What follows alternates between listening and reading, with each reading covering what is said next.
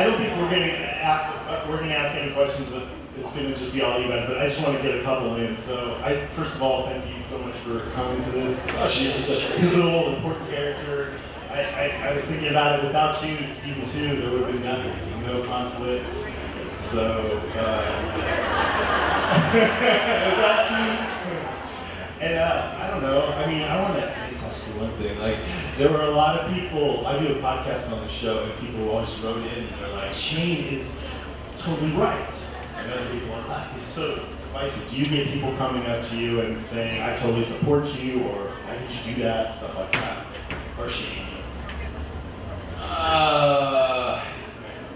Well, I think for I haven't been on that show for like a long time, But the funny thing about that is when before the show started, when we done season 1, we went to New York Comic-Con, and the show hadn't even come out yet, and all the actors were up on stage just like this, and everybody introduced themselves. Andrew Lincoln and Sarah Wynn Callies and Norm and everybody. And everybody was cheering and shit, stuff. I'm sorry, I curse a lot. I'm trying not to curse too much. But then it got to me and I said, "Hi, I'm John Bernthal, I play Shane." And the New York audience was like, "Boo!" I was like, "Oh my God," I had no idea, from the comic book, how many people hated the guy. But the craziest thing is, so after season 1, it seemed like everybody kind of hated Shane. And the weird thing is after season 2, people started to dig him. But when you think about it, all the bad shit I did was in season 2. And it's very twisted that people got behind, like, "Hey, I love it when you shot Otis. Hey, I love it when, the worse shit I did, the more people seem to dig the character, which is pretty crazy. Anyway, but yeah. I can see why people might say, "Hey, in this world, you need to be ruthless like that," right? Yeah, I mean, look, as far as Shane's concerned, it was a real honor to play him, and I think it's a huge mistake with characters to play him as good guys or bad guys. You gotta love the guy, and you gotta believe in what he's trying to do, and I very much believed in what Shane was trying to do, and what I loved about the characters. I think he was sort of the first one to figure out that new world, I think he was the first one to sort of figure out what the lawlessness and the way that you need to be in the zombie apocalypse. I think that it started with that scene with Ed by the water. Laurie's like, "Stay the heck away from me and my kid."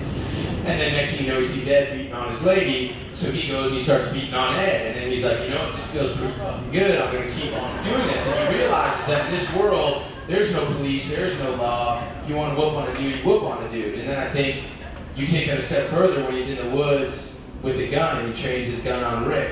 He realizes, in this world you actually can just take somebody out. There's no rules. And I think slowly but surely he realizes that this kind of attitude is essential for survival in that kind of world. He was sort of the first character to live by those rules, and I think he really wanted to instill those rules on his buddy Rick, because he feels like it's sort of essential to survive. That's like the longest douche answer. Have you been watching Rick on your own? Say what? Have you been watching? Are you Walking Dead? Are you caught up yet? Oh, the hell's yeah, dude. Yeah, I love it. I mean, that's cool shit. It's like, they kill your ass off and they're like, pack up your shit and go. Like, they're not like, here's a script for next week. Episode 13 of season 2, I had no idea what was gonna happen. And now, like, dumbass Norman will be like, "Hey, dude, you won't believe this shit that's..." I'm like, "Hey, you fucking stop it. Don't tell me a word." Because I think Walking Dead fans are the greatest fans on earth. And I'm proud of hey, y'all have enough room? Can we move in and let them folks in? Or I love you, Jay! Cool? I love you, baby. Yeah. All right. Good. Let's turn it over to the fans then. Can you say your name and where you're from? My name is Ariel. I'm from a suburban town. So, Suburban town? yeah. Like, Norwood. Go ahead, Norwood. Alright, my question is, if Shane was still alive, would he benefit or ruin the group that it is now? Would he benefit or, like, I don't know what the word is, like, that is now? Help or not? I think there's probably times when he would have come in very handy. You know, I think, you know, that, you know, his attitude and his capabilities probably would have helped a lot. But I do very much think that, you know, when I took on the part, I knew I was very lucky. You know, a lot of everybody else on the show, you get hired, and then every week you open up a script and you don't know whether it's going to be your last one. And that's kind of that's a rough way to do it as an actor. I got really lucky because I knew right from the beginning that I was going to have a beginning, middle, and end, and I could sort of plot my course, and I knew I was going to have to sort of unravel and get to this point, and that was great for me because I knew it was coming. I could plan on it. I could. Anyhow, the answer to your question is, I think very much by the time Shane went, I think he had to go, and I think he knew he had to go, and I think that, you know, I've talked about it before. You know, I wanted the ending to be a little bit, just a tad different, but I do really feel like Shane brought Rick out into the woods, so Rick would take the step that he needed to take in order to be man enough to raise Shane's baby, and that is to kill Shane. That's always how I look at it. You know, I look at it like Shane knew he had to go, and he knew he couldn't live like this anymore, but Rick needed to learn, and if you look at it, you know, I think Rick's a bad MFer now, you know what I'm saying? So, you know, I don't know. That's my take on it. But I don't know. You know, I don't know. You know, I don't think he was. I think he did become somewhat cancerous for that group though. You know, and he was starting to do some pretty awful shit. You know, but nowadays it looks like there's like tons of bad guys. It looks like everywhere they look, it's like bad guys. You know, so yeah, right. Thank you. Did you think about what Shane would have done with the governor? I think he would have killed the snot out of the governor. I mean, I understand just go into the town and kill him. You know what I mean? Yeah. Now, one question I have. Pulling off a bottle of whiskey, improvised or scripted, in the shower? Say again? Pulling off a bottle of whiskey in the shower, scripted or improvised? Oh shit, man, scripted. Yeah, back in the Darabont days, yeah, every single thing was scripted. Yeah, every single. That was such like one of those moments. It's like, oh, okay, he's going down a dark path. Big time. He's drinking his whiskey in the shower. Yeah, you gotta remember that. You've been in a zombie apocalypse, you ain't been really eating shit, your tolerance sucks, and you're drinking, you know, like, yeah, so you get drunk fast. I'm so sorry for my language, everybody. My mom would beat my ass. Hi, what's your name? Hi, I'm Marissa from Whitman, Massachusetts, and my question is it a death? Do you know for sure that Judith is Shane's baby? I know for sure that Judith is Shane's baby. For sure. Thank you. Yeah. Hi, I'm Rachel from Maryland. Hi, sweetheart. Hi. Do you think that if Rick had never come back in season 1, would Shane have gone so crazy? No, I don't. I mean, I think that that's what it was about, and I think that's like that's the richness and the complexity of how that guy's written. Not only in the show, but in the comic book. You know, I think, you know, if you look at the comic book, there's that one panel of Shane right when Rick comes back to Lori. It's just his face like staring and looking. You know, and it's one thing to sort of say, oh, he's really jealous, or oh, he's really upset, but he's so happy to see his friend. You know, he's so bewildered and perplexed, and if you just kind of ride that out, that one panel, you know, that one thought, if you just keep pushing on that, you can see how somebody would unravel. And I think that, you know, the big thing with Shane, you know, for season 2. When I was in Georgia, I lived out in the woods by myself. I thought it was really important for Shane to be for me, John, crazy ass John, to be very alone. So I lived with my dogs in the woods, and when I leave set, I wouldn't have any human contact with anybody from the time I left till the time I got back on set. And I thought that it was really essential for Shane to be extremely lonely. And I think that there's two kinds of loneliness in the world. I think there's the kind of loneliness when you're far away from the people you love and you miss the heck out of them. But then there's that other kind of loneliness when you're right with the people you love, but you can't be with them the way you want to be. And, you you know, it's it can mess you up, you know. So I think that it did kind of all come from them. Yeah. Does that answer your question? Yeah, definitely. How do you think Shane would have dealt with Rick once Rick got onto his crazy train? How would have he helped him along on the crazy train, or would he have snapped him out of it? I hope he. I mean, it just sort of depends. Oh shit! Thank you, Dad. How about Dad? Thank you, Dad. Just the best. What? Oh, you know, I don't know, man. You know, like, I don't know where, you know, the shows, you know, I don't know where they would have taken Shane. I don't know how he would have. At the end of the day, I think one of the most telling things about him was, you know, killing, not just in killing Otis, but the way that Shane was with Rick at Herschel's farm after Carl had been killed.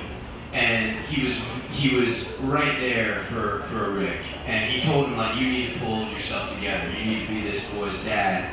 And because I love this fucking boy, and I love you, and you need to do that. And Shane's love for Rick, I feel like, never faltered. Yeah, he slept with his old lady, but he got himself into something that he couldn't get himself out of. But there was always an extreme and intense love for Rick. Not like a, you know, Brokeback, you know, they made this thing, I wish they released it, but they made this thing, the editors in season 2 made this thing called Brokeback Dead. And it was all, it's like edited scenes between me and Rick. And I swear to God, I was like, I wasn't playing it that way, I swear. And there's even, me and Andy always joked around because there was this scene right in that part where Carl was shot, and I'm like wiping the blood off his face, and we were doing the scene, and I remember I went into, it don't matter, but when we were doing the scene, I was supposed to kind of pull his head to mine. It said the script was supposed to touch heads, and I was telling him to be strong. And Andy was like sort of resisting me on the day, so I was like, I whispered to him, I'm like, come here. It's like the most romantic shit ever, dude. And so now, to this day, whenever Andy and I talk to each other, we always end it with, come here. Yeah, crazy, dude. What the fuck are we talking about? What are we talking about? Hi, I'm Taylor. I'm from Norwood. Is everybody from Norwood? You just said just some suburban town, but everybody's from there. You know what I'm saying? Everyone's like, yeah. And my question is, do you think if Shane was still alive, do you think he would have butted heads with the governor?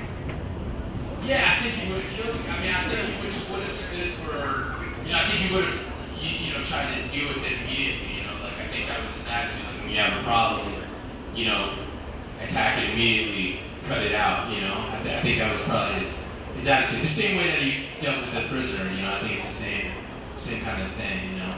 And we just gotta kill him, you know. Thing. Yeah. Right on. Hello? Hi, I'm Ellen or Megan Brosnan. Amy, sorry.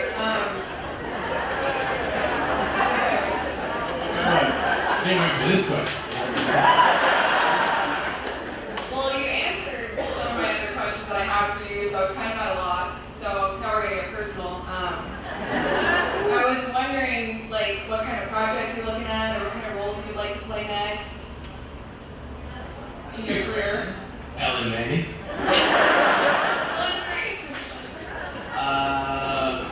You know, look, I mean, it's a good question, man. You know, I just finished the movie, and I'm starting one next week, and then I go on to another one in July. And, you know, it's tough because, you know, the crazy thing is, like, as an actor, you spend all your time in the beginning.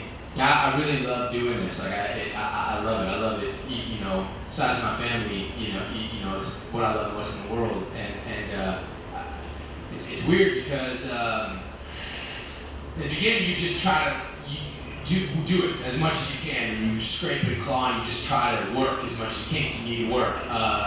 The crazy shit is then you start doing stuff you believe in, and then you can't do crappy shit after that because it's like you've done really good stuff and you know how the good stuff is like, and what it's like to be on set with people that are great, and then you can't do crap after that. It makes it a lot harder to do crap. So, look, the short answer to your question is I really like working with the best possible directors as far as films go. The best possible words and the best possible actors. And that's a lame ass answer, but I just finished this movie. I did 8 months in Europe. A movie called Fury, and it's Brad Pitt and Shia LaBeouf and me and Logan Lerman and Mike Pena. You know what I'm saying?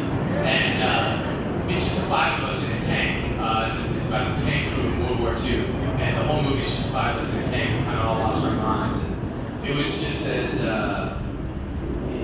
badass and incredible as experiences. I haven't had something like that intense since Walking Dead. It was really intense, and so now it's like what do you follow? It's been not it sounds so stupid like fucking, but I'm just saying it's hard to. The next thing's got to be now. Since I've had that, I can't go do some romantic comedy. I just can't do it. You know what I mean? I can't do it. Just anymore. Plus, I'm too damn ugly for that shit. Anyways, I'm just saying. They don't want guys who've broken their nose 14 times. You know what I mean? But I'm just saying that it's So I want what am I talking about? The point is that it does that's just like a new wrinkle to this whole thing that I never really saw coming. Because I love doing it, but I really I want to work on the best, I want to work with the best possible people because the potential there is unbelievable. Really creative actors, really creative directors and writers, You're doing it, Scorsese? No, Scorsese's great, but it's the same thing. It's like, what do you do, Look, I'm going to do this movie, Sicario, after this one, with, Benicio del Toro and Josh Brolin and Emily Blunt, great, people I'm dying to work with. But so it's like it's tough. You gotta be really picky, but you also I got diversify. I got little babies. Yes, sir. Hi, I'm Brad from Bolton. Not like Brad from Wolf of Wall Street. Did Shane's planned story arc or demise change at all because of the shakeup behind the scenes? Because the shake-up? Yeah. What are the shake-up kind of things? Darabont. Oh, because that kind of shit. I think a little bit. Look, what I knew going in was like, this is a guy who we're gonna meet who is having a burger with his best friend, eating some french fries, sharing a pile of ketchup, talking to his best friend about his marital problems, and really trying to be the best friend of this guy as possible, get him communicating, knowing he's probably, I knew his limitations as a husband. I knew he needed to talk more. And so I was really trying to be there for him. That's how I knew the character would start. I knew somewhere down the line, I would try to save this guy's life, think he's dead, sleep with his wife, lose my mind, and try to kill him. I knew that was the arc. And then everything that went, in season 2 was really cool about Frank and those writers is, they invited us in, and the whole thing with, it was really important to me that I killed a person. I know that's messed up, but I needed Shane to do that. I needed Shane to take the step of killing not a zombie but a live human being in order to keep the group safe. And I love that they gave him that opportunity because it took him to a, nowadays people are shooting each other on that show all the time, but shoot notice was a big deal back then, you know what I mean? So, the art kind of changed a little bit, and like I said, we kind of had a little bit of an alternative ending that we wanted to shoot. We didn't get to shoot it, but I don't know how Frank. Look, I'll be honest, that was tough for me because I went into this, with Frank Darabont, and I still care about Shane. I care about that character immensely, and I wanted to go out with him. I wanted to go out with his idea, but I think the way that those guys handled it was really awesome, and I think the show's in amazing hands now. I think Scott Gimple is a sick writer, and he's totally Frank Darabont approved, and everything. From talking to Norman and Steve and Andy, the scripts have never been better. So I think they're in really good shape. Thanks. Cool. What was it? I'd like to hear more about why you wanted to have Shane kill a live person. Why I wanted to? Yeah. I thought that, again, as he becomes more and more of a creature of the new world, I wanted him to sort of take that step, and I wanted him to do it for Carl. I wanted him to show that he absolutely, there's nothing, he believed that once you're in the zombie apocalypse, all rules go out the table. There's no such thing as being a good person. There's no such thing as trying to do the right thing. Morality goes out the table. Morality becomes ridiculous in that world. And that's a complete sort of, that's completely antithetical to where Rick Grimes was at the time. He was trying to grasp on some sense of morality, some sense of, let's have dignity. And Shane was like, that is such bullshit, dude. You gotta survive, man. What are you talking about? So I wanted him to take the ultimate step, and I wanted him, the greatest thing about the show from the beginning, I think what Frank was trying to do is, he's trying to ask the audience, it wasn't just a show about like smashing zombies and killing people, it was that, but the show's really about, when you scrape off the veneer of everyday life and all the shit that keeps us comfortable and keeps us kind of relaxed and numb and not watching our backs every second. Like, what happens to you when you take all that away and any day really could be your last? How do you react then? Like when you stop being polite and like, I gotta live, you gotta live, what's gonna happen, dude? And that makes you ask questions, and I think the best, it's a zombie show, but it makes you ask questions, and I think that's pretty dope. Please, dude. Yeah, so anyway, I don't know if that answers it. Yes. How's it going? Hey, what's up, man? My name is Orlando from Connecticut. Alright, what was my question? So what do you think is, for the crew that they're stuck in that container right now at the end of this season, we all know they're going to escape somehow. How do you think it's going to happen? Like, what do you think is the... How do you think? What do you think? Yeah. Who's in that container? You got Rick, Glenn, Abraham, Eugene. Carol. Oh, no Carol. Tyrese and Carol are not there. Everybody else is. I thought you were keeping up. Huh? I thought you were keeping up. Dude. Yeah, I mean, look, man, I think it's just like 3 years between seasons, man. I don't know, man. Maybe, I don't know, maybe feed one of them to everybody and then like all diarrhea or some shit like that, I don't know, I don't know.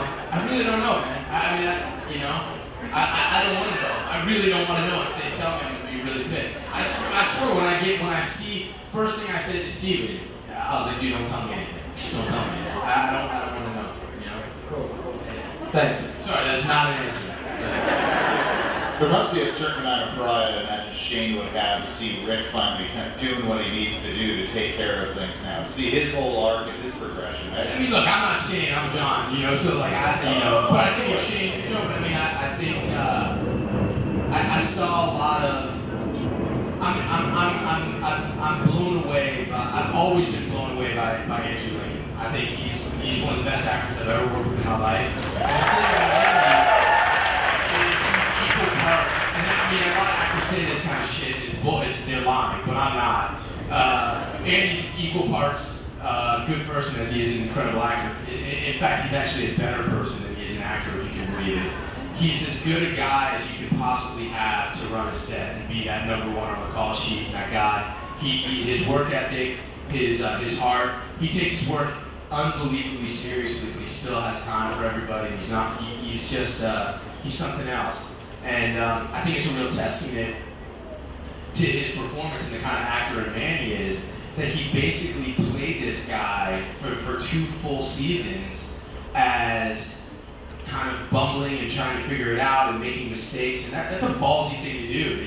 Come on, and you're the lead of the show, and the guy's just making mistake after mistake after mistake, and then come season 3, you got to see what that dude is capable of doing and how badass he could become, and I think that if Shane said that had anything to do with that, that's awesome. Alright, what's up? I'm Anne-Marie, I'm a recording artist. I'm from Milford, New Hampshire. Right on. What kind of stuff do you do? Well, I classify myself as an indie-tronica artist. Indie-tronica? That's a huge mix of genres. Rock and roll. It's a long story. I was gonna see you would sing something, but I guess you can't like machine make some shit like tronica. Can you do anything for us? Yeah. Let's hear it, right? Let's hear it. Let me tell you all the story. Everybody gathered around. Once there was a girl, she was the coolest kid in town. She knew she wasn't perfect, just like everybody else, but she always knew the importance. Staying true to herself, because all the other kids would hide behind the mask. So when they took it credit, she's the only one in class. You could probably raise her hand when she heard her name. Never lost track of who she was and tried to change. Even though the peer pressure, she was happy in her skin. Well, everyone around her was obsessed with her men. She never let the words of others get in her way. Hey, and that's what made her the girl she is today. Good shit, bro. Go ahead. Hold on. That is what's up, by the way. Thank you. So my question was, what was the audition process like for Shane? That's a good ass question. And you're a badass because you just got up and did that. And that is what, I don't know, that's what separates the jokers from the real people. You just did it, dude. So you're a badass. Rock and roll. That's it. Audition for Shane was crazy. Everybody auditioned for Rick at first, so I first auditioned for Rick.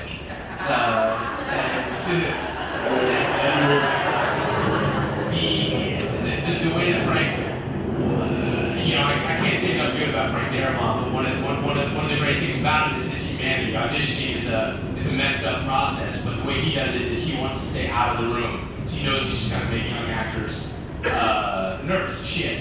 So you just go in for a casting director and they film you for Frank. So I went to a few auditions to do that. Frank saw my audition, and then what they did is you do something in TV season, it's called pilot season. That's sort of the busiest time of the year for actors. And it was the first time in my life I had 3 offers to do TV shows, but I had read The Walking Dead, and I was like, that's the most badass shit ever. So I told my agents, look, I'm not doing those shows until I get to at least audition for Walking Dead. And if there's any aspiring actors in here, that is the worst advice ever. But I went with it, and just in this crazy case, it worked out. And we had a screen test. After you go through all your auditions, there's something called a screen test, which is like the final cut. And normally what it is you sit in a room with about 100 dudes in suits, all these douchebags sitting there trying to decide on whether you're right for the role, even though they don't have an artistic bone in their body, they have no idea what they're talking about. They're all suits, right? But the way Frank did it was he rents out a soundstage, and he says no network executives are allowed to be there at all. And what he did is, it was the scene between Rick and Shane in the car. And he brought in the 10 guys that he was interested in, and he had us do that scene, and everybody had to play both Rick and Shane. And you had to be there for the whole day. So this is like super competitive. Everybody super badly, whatever. Everybody wanted to be in the damn show bad, and we had to like spend the day. We all ate lunch with each other. We all just spent the day working on the material. And he rigged it for sound, and he shot it like a real show. And every sort of combination possible, and the bet, whatever he wanted the most would win. And it was crazy, because by the end of the day, people started to sort of unravel a little bit. People would be like, hey man, you read Rick with that Shane, am I a better Shane than that guy? Just, like people started to lose their minds a little bit. You gotta sort of stay above the bullshit. But it was crazy, because on that day, Frank came up to me and he said, do you see yourself more as a Rick or a Shane? I was like, dude, definitely Shane. There's no way. And that day he cast just Shane, but he couldn't find a Rick. So then for the next few months, we just sort of did the same thing. Guys would come in and audition for Rick in Frank's garage in his car doing that scene, and I would just play Shane with all these different Ricks. And once Andy Lincoln came in, it was just an absolute done deal. Like as soon as he started, I said, oh, okay, and it's crazy, really. Actors I had tons of respect. It was crazy being on the other side of things, because actors I had tons of respect for, very famous, awesome actors, would come in and really be very, very nervous, and that's what happens when you want something. And you got to get over that. Kind of like how you just busted out that rhyme in front of all these people with no, it's not about getting in the door. It's about what you're gonna do when you get in there, So anyhow, that's it.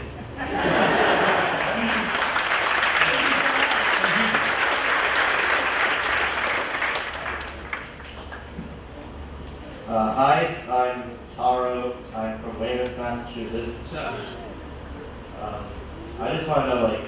what do you think Shane, how would he be if he had killed Rick before Rick killed him? And how would he be to the group after that? I don't think that would have happened because look, man. Again, I had an alternative. I wanted the ending to be different, and to me, Shane took Rick out in the woods to make Rick kill him. I don't. There's the thing that I didn't like about the ending, about Shane taking Rick out into the woods to kill Rick, is what's the end game? What does he do? He goes back to the group and says, "Hey guys, Rick's dead. Yeah, he just died." There's no. He's not. He wasn't that. He's a logical guy. He's a plotter. He wouldn't do that. The only possible outcome would be that Shane took off and that Shane went and lived by himself, and he was just this rogue out in the woods, and he would come back, help the group, do whatever, manipulate the group, whatever it was, watch his baby being raised. I don't know what it is, but there's no end game for that. There's no way that Shane was gonna kill Rick. I didn't see it that way. I think he baited Rick. Could he have ever kept the secret that he did kill him? Could he have ever kept it secret? Yeah. Well, yeah, I just don't know what he does when what's the first thing he does when he gets back? Did he say he got bit by a snake? Like, did he say, what happened? You know what I mean? He got eaten by a walker and I didn't do anything? Like, I don't get it. Thank you. Sorry, dude. Thank you. Hello. What's up? What happened to your arm? Baseball. Hi. I tripped over the first baseman's foot. What position you play? Left field. Nice. You got a good arm? Well, you did have a good arm.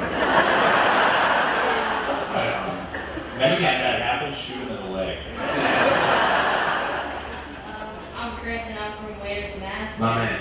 My question is, if Rick didn't kill Shane and just beat him up, would Shane gone back and killed Rick or just left? Just left. I think. I don't know. Man. I'm a monkey, dude. They tell me to stand somewhere and say some lines. I don't know. Thank you, brother. Get better soon. My name is Johnny. I'm from Maine, Massachusetts. Nice to meet you, John. My question is, you said earlier in the show, Shane said he would always protect Lori and Carl. If he was alive past the farm and was there to witness Lori dying, giving birth to, well, according to his child,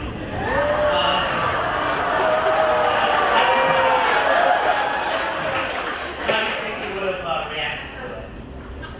Fuck, dude. I mean, look, dude, that broke me up. I remember exactly where I was when to me, in my opinion, I think that was the best. That was the best. That was the most powerful episode of The Walking Dead, in my opinion. I thought that, what they all did on that show, especially, the way Andy and Chandler played that, finding out about that was some of the, most badass work I saw on the show. Yeah, it broke me up, I think it would have been bad, if he was there, Yeah, I'm sorry. I don't really know what to say. I think that Sarah Wayne Callie was awesome with that character. And I think, unfortunately, it's cool because I'm not on the show, so that AMC can't zap me with their zap gun that they have. Like, I think she was. I think they didn't get enough mileage out of her. I think they should have kept her around a little bit longer. And I think there's a lot more she could have done. And I felt like she really showed that in that last scene. Sorry, I'm not answering your question. I apologize. Okay. Sorry to say it, we have time for like 2-3 more questions. If you want, we can rapid fire them out and just get done with the whole line, but we're going super fast. Ready? Go. My name is Andrew. I'm from Kingston, Massachusetts. My question for you is, put Shane in the position that Daryl was in. Would he have stayed with the Claimers group, or was he even too lawless for them?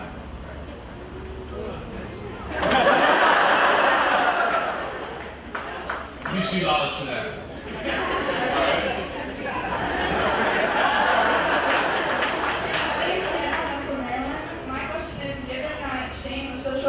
In the comic, did you ever expecting to make it to end of season 2?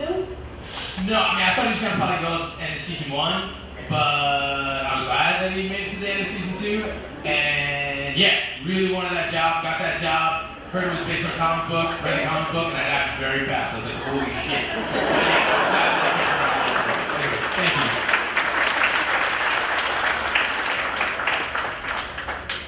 My name is Star. I'm from Milwaukee, Wisconsin. What was it like working with Kevin Hart in Grudge Match? It's cool.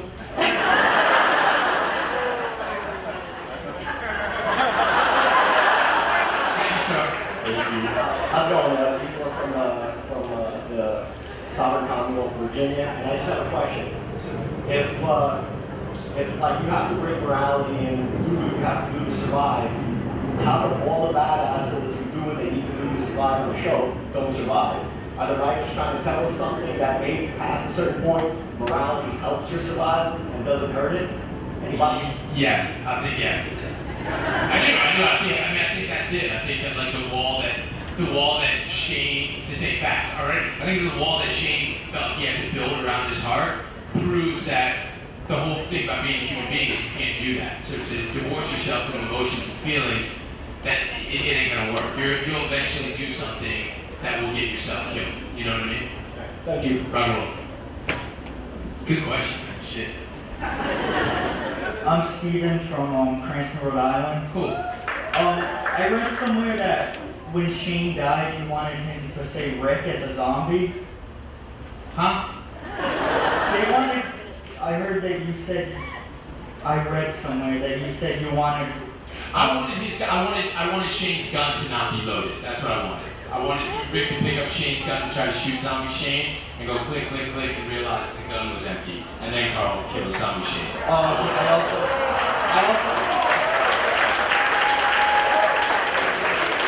I heard that you wanted like zombie Shane to say like Rick, like moan Rick after he was killed. Did I? I had no idea how to play a zombie. Like all of a sudden I was in zombie makeup and I'm sort of like a preparation freak and I work. All of a sudden I was like a zombie and I was like, what the fuck do these guys do? I had no idea. And I want to be the first. I was fucking around. I'm joking around. I think I was just like, I want to be the first talking zombie. I don't know. Maybe. Sorry. Yeah. We'll go super fast. I'm George from East DMA, and I just want to ask you, how do you feel about how Frank Darabont was treated by AMC? His exit. You know, man, look, all that stuff was decided in rooms that I'm not invited into. Frank's a dear friend of mine. I think it's super valuable for And on actors, a dear friend, how do you feel the way they treat him, the way they... like I said, man, there's so much to it that I don't know about it. But what I'll say is, and I've said it before, I think that he was fired by him. I mean, that should say it all. That yeah. Well, I mean, if you know the answer, you know the answer, bro. Why are you asking? You know what I'm saying? I'm trying to tell you, dog. I think that he's the one who put the show together. Everyone was on that show because of him. He's the one that set the general tone for it. So I think it's a travesty that he was asked to leave. That being said, the reasons why he was asked to leave, I don't know about. You know what I mean? I'm not privy to that. My name is Christine. I'm originally from Chicago, Illinois. So when I saw you play Al Capone in Niagara Museum, I was like, woo! So if you could choose to play someone in history, anyone, why? Who would you choose and why? Shit, man. There's so many cool ones. I would play, I don't know, man. There's so many. Was Al Capone? Was Al Capone? No, I mean,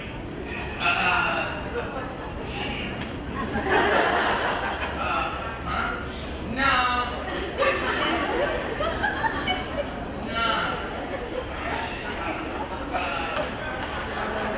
I get back to it on that.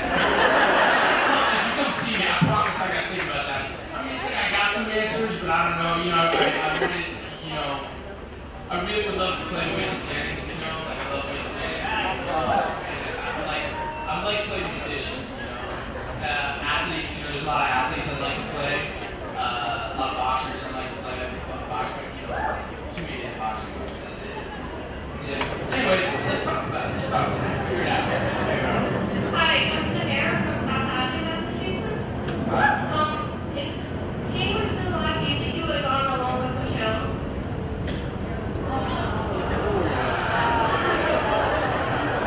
I don't know. Damn, I don't know.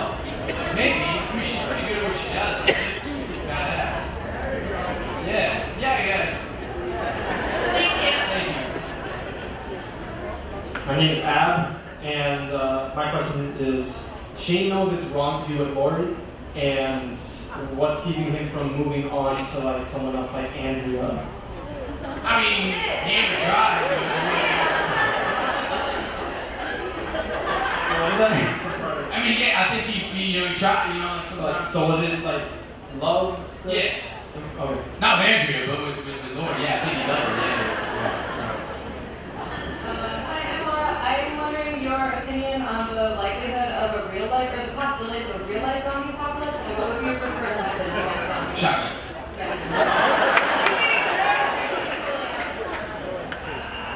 I think so, maybe. I don't know. Maybe. Yep. Yeah, what's up? Yeah. I'm Caitlin from Manchester, New Hampshire. My question is, if Rick and Shane were to like mend and they weren't to be like fighting anymore, and they moved on with the whole governor thing going on, do you think that Herschel would still be alive?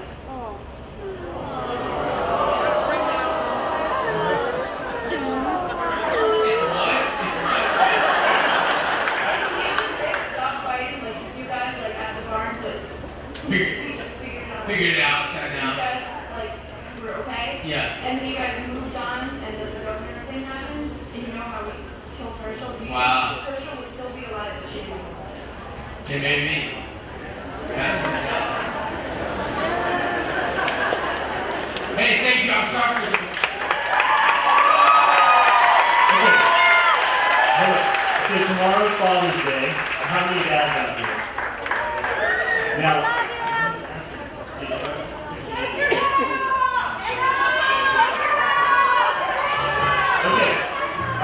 I want to show you some pictures of John's adult.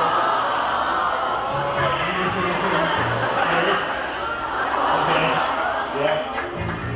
There we go. What are your kids' names?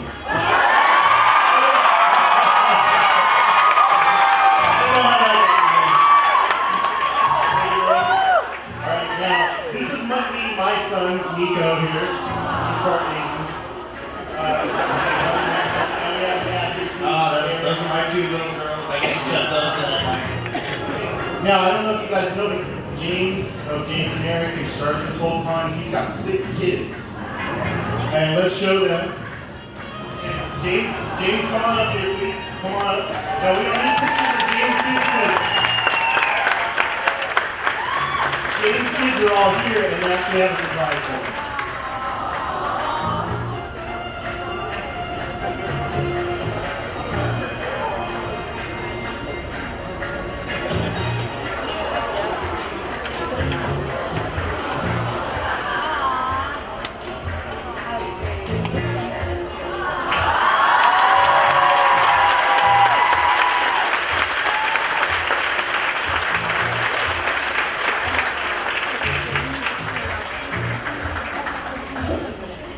Hi everyone, I'm Jaden Bolus from the family. Happy Father's Day, Dad. Love you. Alright, this cake is getting shared with all of you. So, this is your fun too.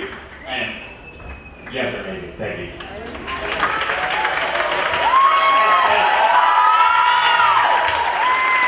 Let's do another round for John here.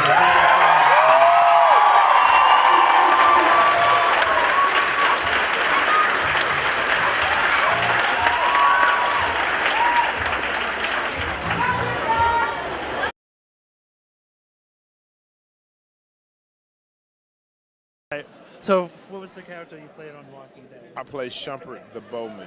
The Bowman? Yes. And how did that character, was that in season 3? And Season 3, yes. can you tell us a little about the character? Like, He was one of the henchmen for the very well-known and well-hated character, the Governor. He was part of the three-man entourage of the Governor, Martinez, and Shumpert. Yes, and he made his appearance in season 3 with the appearance of the Governor. And how did that character end up dying? Actually, it wasn't shown, so to be honest, Shumpert could still be out there somewhere. Oh, okay. Yes, you never see him die. And you know, in a storyline like The Walking Dead, what you see is very crucial. And it's hard to believe what you don't see, as you have already noticed in season 1, the character Merle, when they found the hand on the roof, everybody assumed he was dead. And along comes Merle in season 3 with a half of an arm with a sword in it, you know what I mean? So yeah, in storylines like one such as The Walking Dead, unless you see it, I don't recommend you believe it. So, how did you get the role? You had to go audition, or like how did that come about? The process, actually I was in the right place at the right time. You know, I was a part of the crew, and I feel like when the character was about to come up, my audition was my work on set every day. You know, the crew, the producers got to see me out there sweating, working, you know what I mean, going about my business. And that in itself probably fit the character of what they were looking for Shumpert, the bowman, you know. So, what other projects do you have working on right now? Make sure you tune in next weekend to a new USA series called Satisfaction. Catch that second episode. I believe the first episode premieres this weekend, but the second episode, you want to catch that. And also there is a horror film called The Chair, and it's based on a comic book similar to The Walking Dead because it's based on a comic book. But that is a horror film. They will be shooting in LA, and I am casting that as the commanding officer. You can catch the trailer on YouTube at The Chair. Also on IMDb, you can look up the rest of the cast members and any other info about the movie as well. Oh, great. All right. Now, do you have a website if people want to follow you? And I am on Instagram at Travis T. Love. I am on Twitter at Travis T. Love, and on Facebook at The Travis Love. Oh, great. Right. Thank you very much. Thank you for your time. I appreciate it. Well, a song about never saying never and never being told what you can or cannot do. This is One of Us.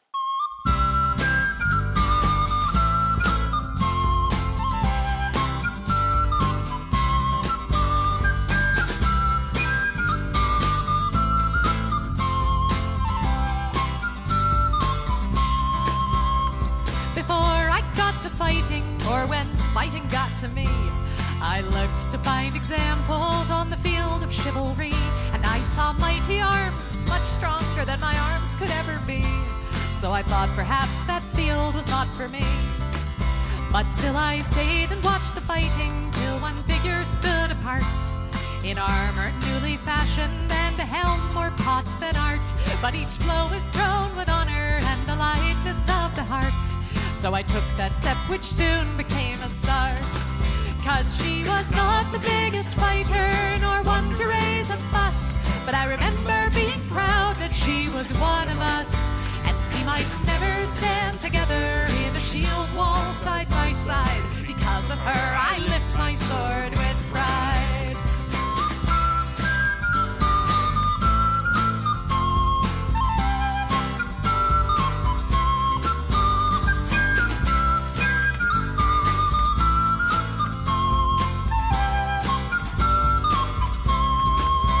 She was ladylike and lively, not the type you would expect, with a braver heart than many and a slot shot to respect. And I guess she'd once decided this was where she'd like to be, and I thought if she could do it, why not?